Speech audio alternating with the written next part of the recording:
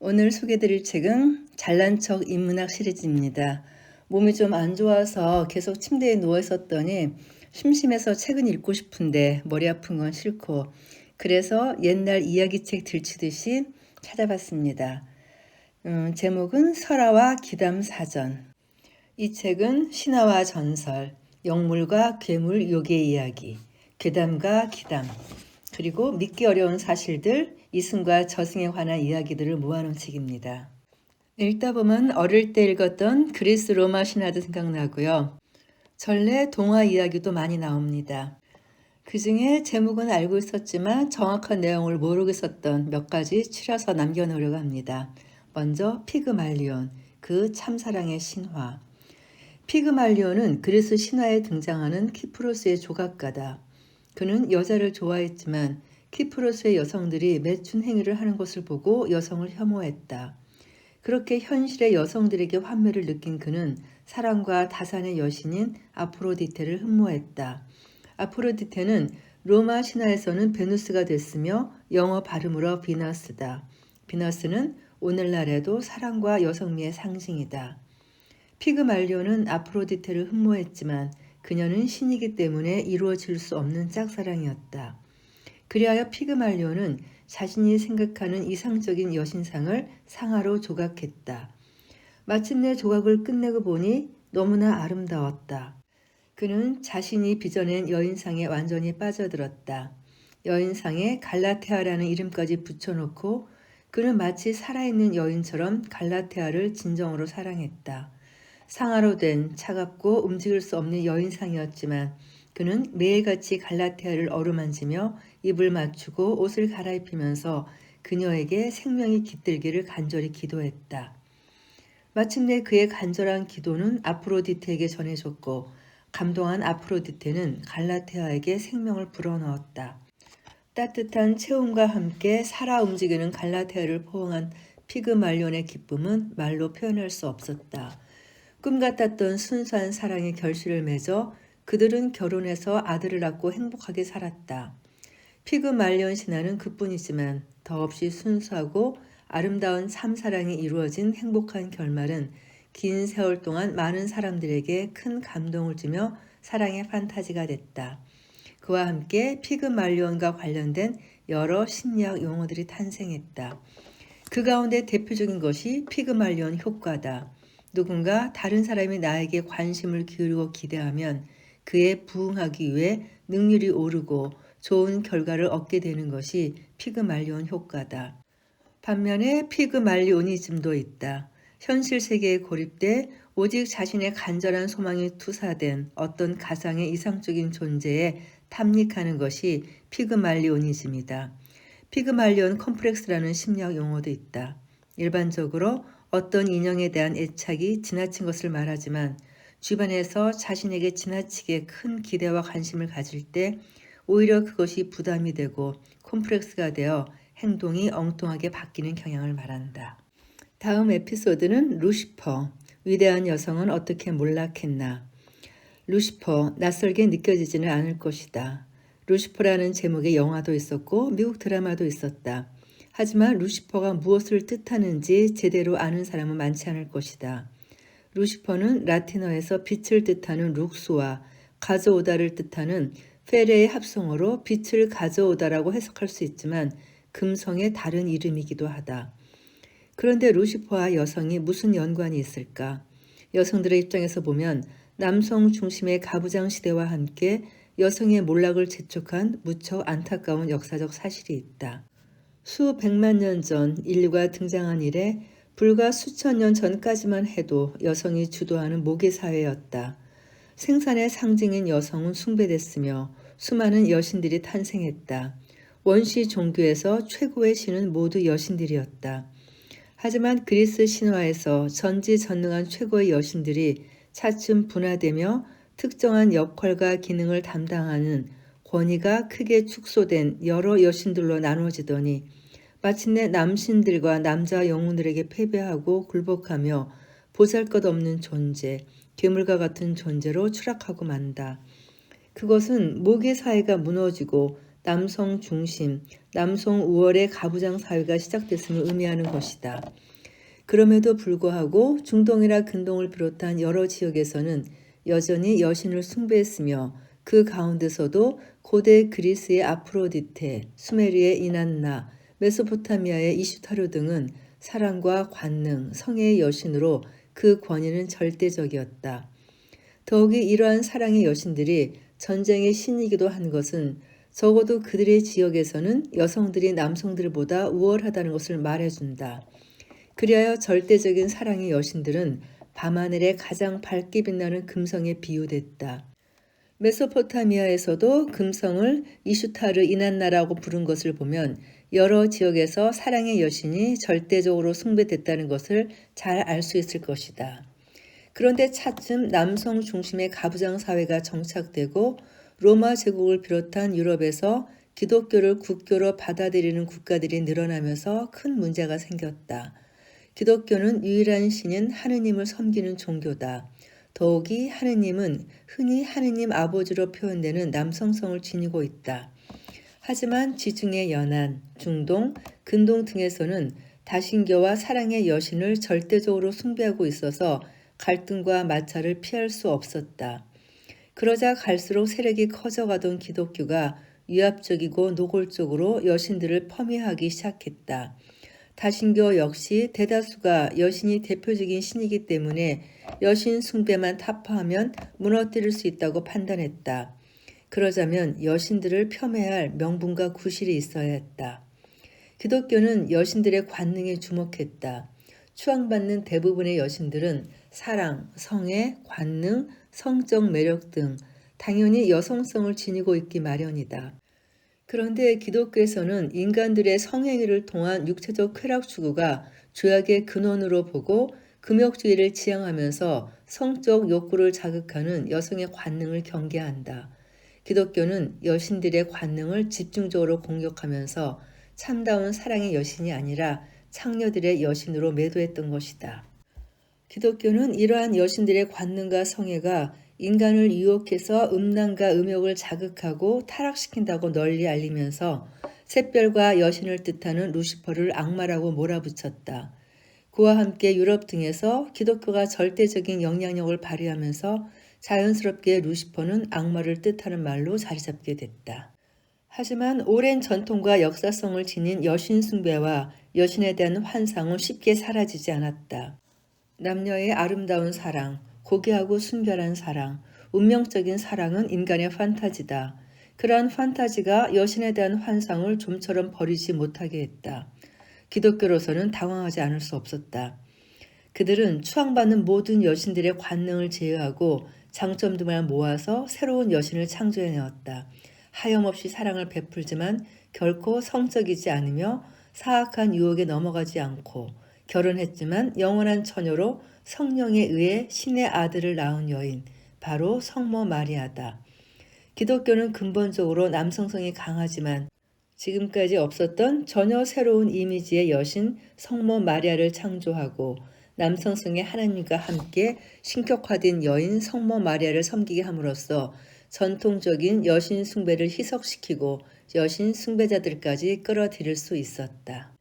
마침내 위대한 여신들은 역사에서 차츰 사라졌으며 여신을 가장 이상적인 여성의 상징으로 흠모하던 남성들의 환상도 시들해졌다. 이번엔 누구나 귀가 솔깃할 만한 보석에 관한 이야기입니다. 저주받은 다이아몬드. 보석은 사전적으로 아름다운 빛깔과 광택을 지니며 쉽게 변하지 않는 단단하고 희귀한 비금속적 광물이라고 풀이하고 있다. 지구상에는 2000여 종의 광물이 있는데 그 가운데 100여 종만 보석으로 분류되고 그 중에서도 단지 16종만 보석으로서의 가치를 지닌다고 한다. 그러한 보석 가운데서도 으뜸은 보석의 황제, 보석의 왕으로 불리는 다이아몬드로 여성들에게는 영원한 선망의 대상이다. 다이아몬드라는 단어는 라틴어 아마다스에서 유래한 것으로 정복될 수 없다는 뜻이라고 한다. 다이아몬드는 워낙 단단해서 가공할 수도 없고 깨지지도 않고 불에 타지도 않아서 이런 이름을 갖게 됐다고 한다. 다이아몬드가 처음 등장한 곳은 인도였다. 그런데 중세에 와서 다이아몬드의 유일한 원산지였던 인도에 큰 변화가 생긴다. 인도의 다이아몬드 광산이 고갈되어 가던 상황에서 남아프리카, 러시아, 브라질 등지에서 대규모 다이아몬드 광산이 발견된 것이다. 이제 15세기까지 여성들은 소유할 수 없었던 다이아몬드를 가질 수 있게 되었다. 하지만 희귀하고 값비싸고 유명한 다이아몬드를 갖고 있다고 해서 모두가 행복한 것은 아니다. 여기 대표적으로 저주받은 다이아몬드가 있다. 첫 번째, 상시 다이아몬드. 복숭아 씨앗처럼 생긴 55캐럿짜리 다이아몬드로 이것만큼 숱한 우여곡절과 파란만장한 역사를 지닌 다이아몬드도 드물 것이다. 1570년경 터키 주재 프랑스 대사인 상시가 콘스탄티노플에서 구입하면서 상시 다이아몬드라는 이름을 갖게 됐다. 이 크고 귀한 다이아몬드를 구입한 상시 대사는 고국으로 돌아가 프랑스 왕 앙리 3세에게 보여주었고 앙리 3세는 감탄하면서 대사에게 빌려달라고 했다. 그리하여 다이아몬드를 대여받은 앙리 3세는 자신이 쓰는 모자의 장식품으로 사용했으며 그 다음 왕위를 계승한 앙리 4세도 계속 사용했다. 이후 상시 대사는 영국의 여왕 엘리자베스 2세에게 이 다이아몬드를 팔았는데 이런 경로로 상시 다이아몬드는 영국 왕실의 소유가 되었고 이때부터 저주가 시작된다. 엘리자베스 1세에서 제임스 1세를 거쳐 찰스 1세가 통치할 때 올리버 크로멜이 주도하는 청교도 혁명이 일어나 찰스 1세가 처형당한 것이다.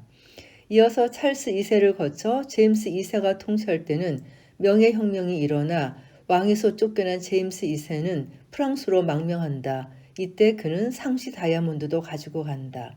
하지만 그 역시 고국인 영국과 전쟁을 벌여 전사하고 만다.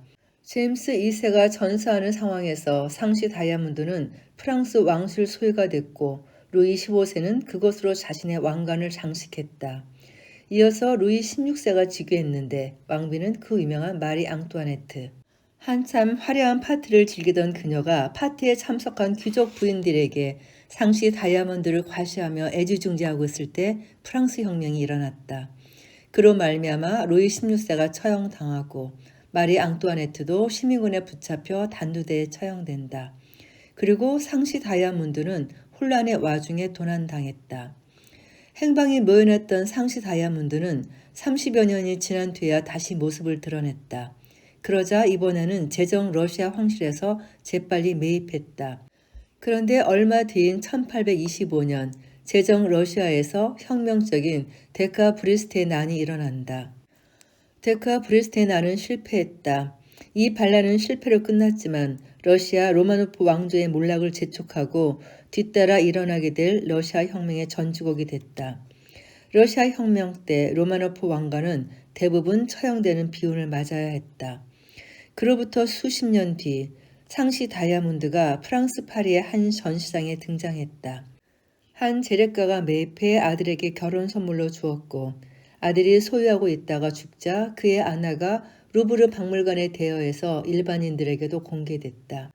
영국은 이 상시 다이아몬드를 영국의 국보로 지정했지만 여전히 루브르 박물관에 전시되고 있는데 손에 넣은 나라마다 혁명이 일어나 정치 체제가 뒤바뀌는 대변혁을 불러온 상시 다이아몬드 저주는 이제 멈춘 걸까?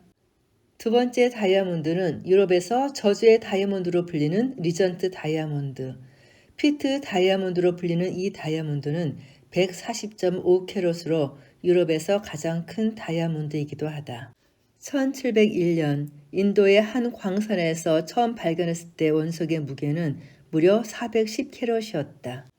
뜻밖의 엄청난 횡재를 한 노예는 인생 역전을 꿈꾸며 이 원석을 가지고 도망쳤지만 그를 자신의 배에 태워준 선장은 오히려 그를 살해하고 만다.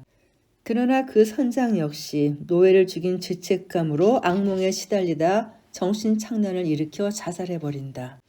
한편 선장에게서 원석을 매입한 영국인 총독 토머스 피트는 영국의 보석성에 커팅을 맡겨 유럽에서 가장 크고 아름다운 140.5캐럿짜리 다이아몬드로 만들었다.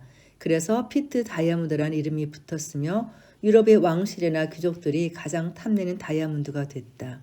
특히 보석 수집에 열을 올리는 프랑스 왕실이 큰 관심을 보여 1722년 루이 15세가 정식으로 왕위에 오를 때 대관신료 왕관의 장식으로 쓰인 데 이어 루이 16세의 왕관에도 쓰였다.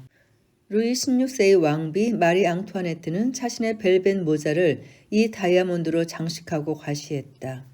이로써 리전트 다이아몬드는 프랑스 왕실의 대표적인 보석으로 자리잡게 됐으나 1792년 프랑스 대혁명의 혼란이 이어질 때 수많은 보석과 함께 도난당하는 순환을 겪었다.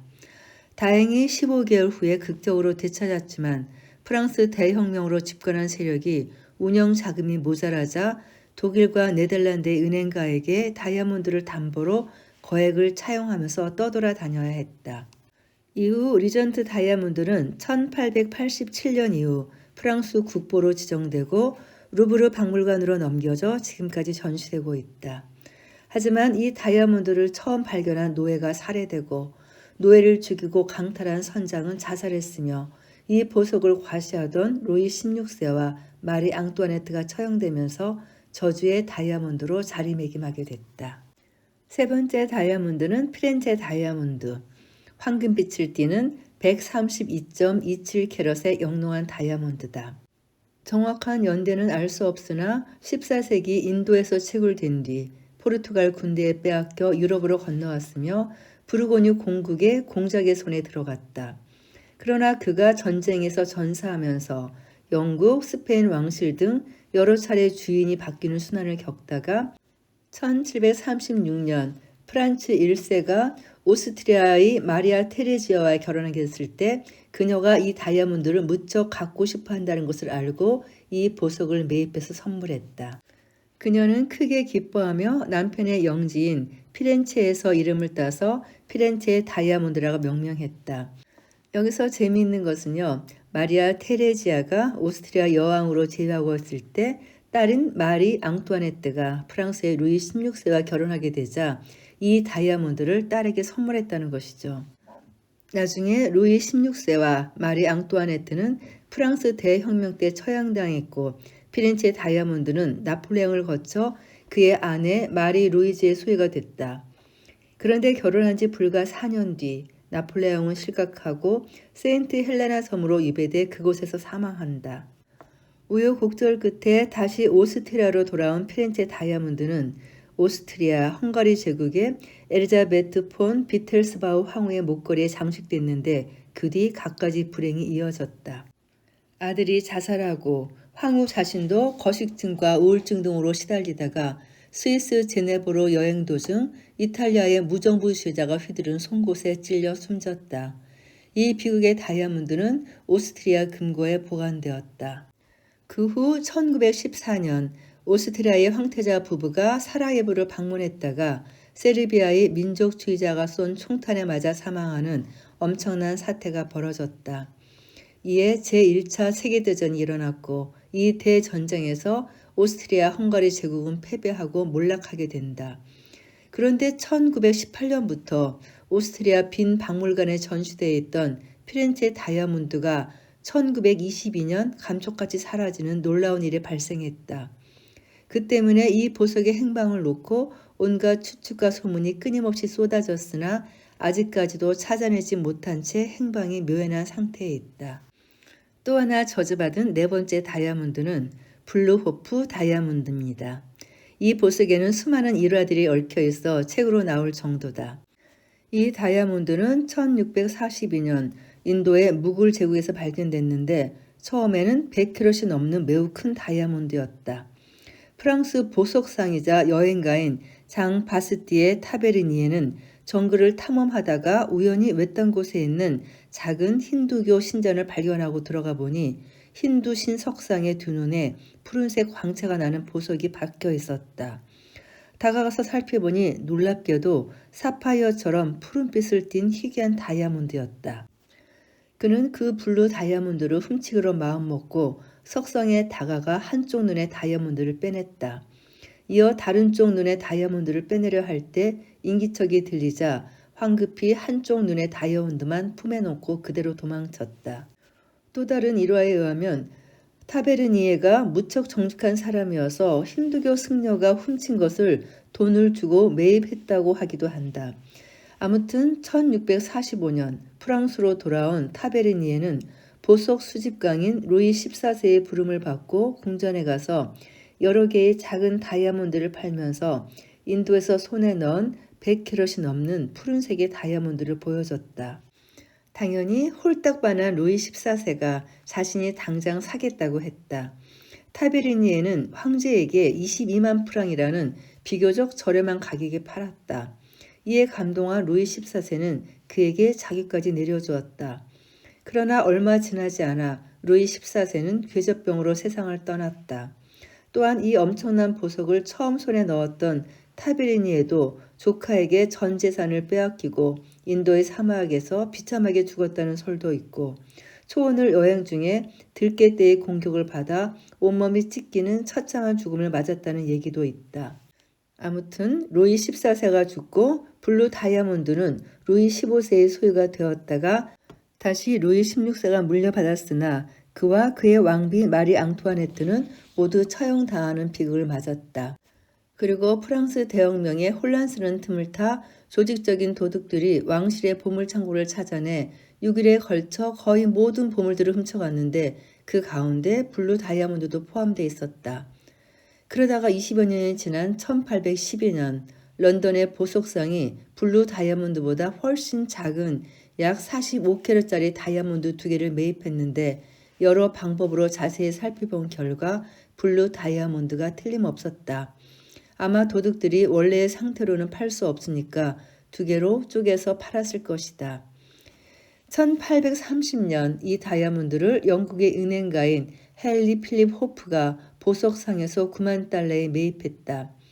그때부터 호프가 소유하면서 블루 호프 다이아몬드라는 이름을 갖게 됐다고 한다. 그 뒤 블루 호프 다이아몬드는 여러 곳의 보석상을 거쳐 금광 재벌의 딸인 이블린 맥클레인의 소유가 되었다. 그러나 그녀가 이 보석을 소유하자 남편이 알코올 중독으로 정신병원에서 죽었고 9살 된 아들은 갑작스러운 교통사고로 죽었다. 그뿐 아니라 20대의 외동딸도 알코올 중독으로 자살했고 1년 뒤에는 이블린도 죽었다. 그 후 뉴욕의 유명한 보석상이 블루호프 다이아몬드를 100만 달러에 매입해서 미국 전역을 순회 전시를 하며 워싱턴 DC에 있는 스미소니언 박물관에 기증해서 이제는 누구나 그 아름다운 모습을 볼 수 있게 됐다. 지금까지 설명한 4개의 유명한 다이아몬드를 세계 4대 저주받은 다이아몬드라고 한다. 흥미로운 사실은 이 저주받은 4개의 다이아몬드가 모두 프랑스 왕 루이 16세의 왕비였던 마리 앙뚜아네트와 관련되어 있다는 것이다. 저주받은 다이아몬드를 4번씩이나 소유했던 그녀가 단두대에서 처형됐다는 사실이 결코 우연인 것만은 아닌 것 같아요. 다음 에피소드는 신탁에 관한 이야기입니다. 신탁은 신이 기도자의 요청을 듣고 사람을 매개자로 해서 그의 뜻을 전달하거나 물음에 응답하는 것이다. 고대 사회에서는 국가 운영, 전쟁의 승패, 인간의 운명 등을 신의 이름으로 예언함으로써 결정적인 영향력을 지니고 역사를 흔들었던 것이 신탁이다. 특히 유럽에서는 신탁이 관습이어서 신화와 전설, 역사적 사실로서 많은 일화들이 전해오고 있다. 신의 예언이라지만 결국 앞날을 점치는 것이다. 그러나 신탁은 당시의 샤먼이나 점술가, 주술가 등이 이것저것을 떠들며 보통 사람들의 운명을 예언했던 것과는 사뭇 다르다. 신탁은 반드시 특정한 신을 모신 신전에서 엄숙하고 경건한 절차에 따라 거행됐다.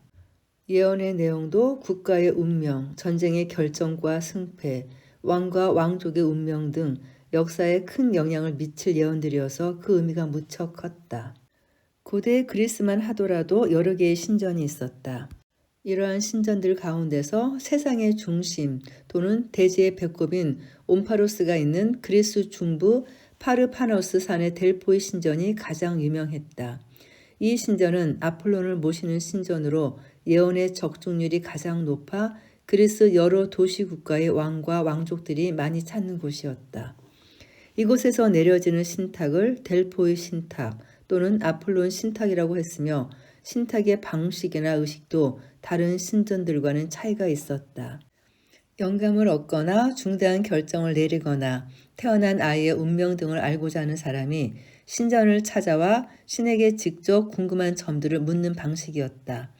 그러면 매개자인 영매나 무녀가 신의 응답을 알 수 없는 말로 중얼거리면 사제가 그것을 풀어서 설명해주는 방식이었다. 신탁의 절차도 무척 까다로웠다. 아무 때나 신탁을 행하는 것이 아니라 정해진 날짜가 있었다. 신탁을 구하려는 사람은 먼저 빵과 가축 등 일정한 재물을 바친 뒤에 매우 복잡한 의식 절차를 따라야 했다.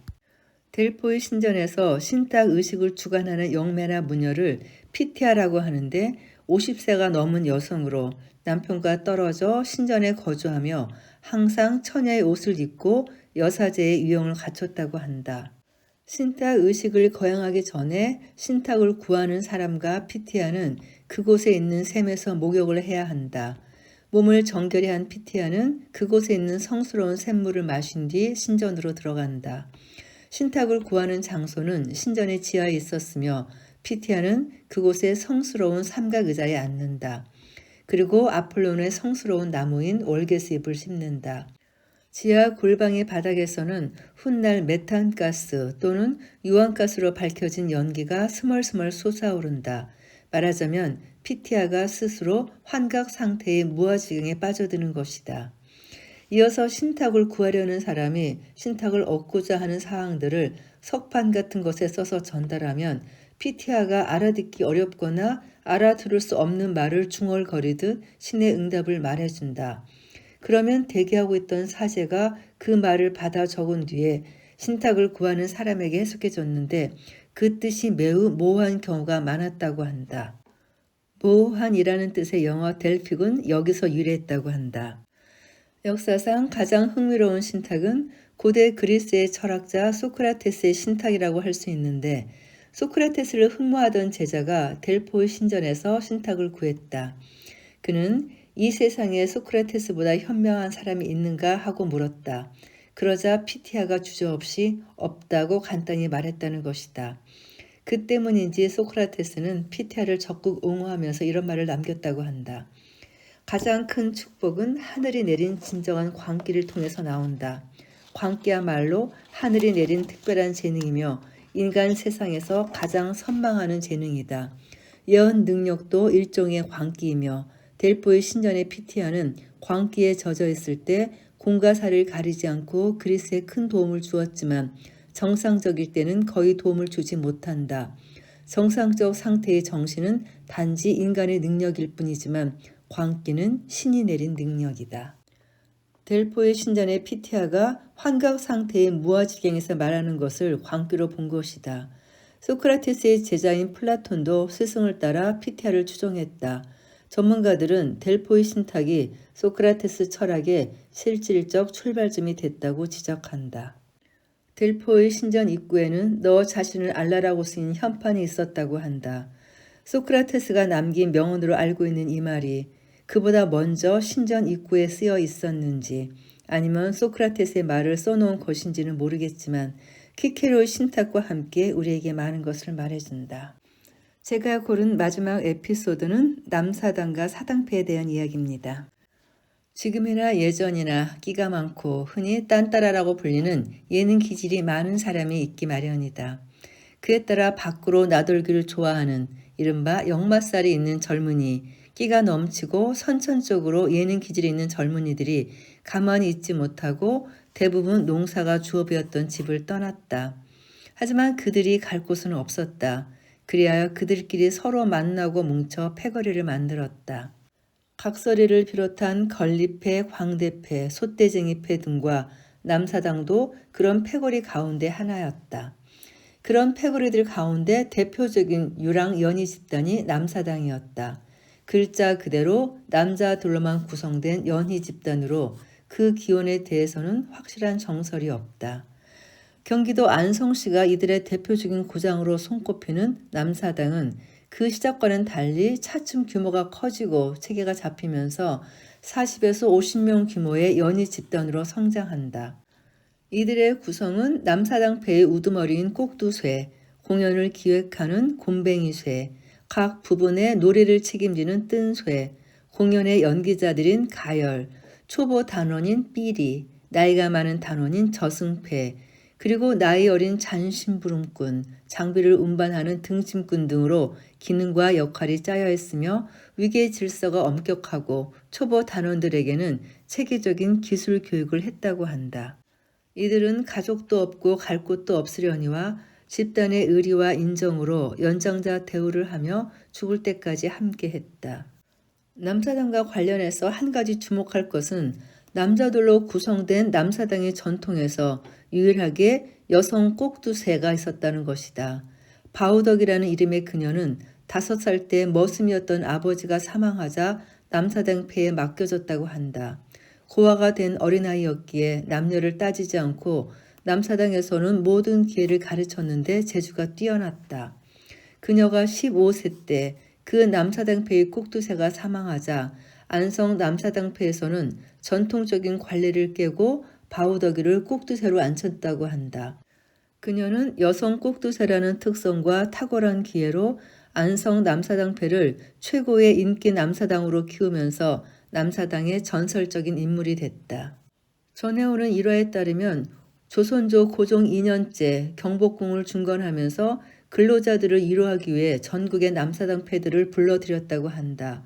이때 안성의 바우덕이 패와 돌우물패가 최고의 인기를 얻어 흥선대원군으로부터 포상까지 받았다고 한다. 멸시받던 천민들인 남사당이 국가로부터 포상까지 받았다는 것은 정말 대단한 일이었다. 바우덕이는 안타깝게도 23세에 폐병으로 사망했다. 그녀는 안성 청룡사가 있는 불당골에서 나고 자랐는데 그녀의 유언에 따라 이곳의 청룡골 입구의 개울가에 매장했다고 한다. 지금도 안성에서는 2001년부터 해마다 바우덕이 축제가 열리고 있다. 남사당 놀이의 발전에 크게 이바지한 바우덕의 예술정신을 기리는 이 축제는 2006년 유네스코의 자문협력기구에서 공식 축제로 인정받아 세계적인 축제가 되고 있다. 16년째 안성에 살고 있는 저도 바우덕이 축제가 바로 근처에서 열리고 있기 때문에 가끔 가는데요. 이렇게 유네스코에서 공식 축제로 인정받은 줄은 몰랐어요. 얼마 전 제가 황석영님의 장길산이라는 소설을 읽을 때도 이 안성 주변의 지명들이 많이 등장해 반가웠는데요. 거기서 청룡사란 절을 처음 알았어요. 바우덕이가 그곳에서 매장됐다고 하니까 청룡사가 왠지 더 애틋하게 느껴지네요. 사람들은 드라마 도깨비 촬영지인 성남사를 더 많이 찾는데요. 저는 청룡사를 한번 꼭 들려봤으면 좋겠습니다. 할머니 이야기 보따리 같은 재미있는 책 설화와 기담사전 오늘 녹음 여기까지입니다. 오늘도 녹음 들어주신 분들께 감사드립니다.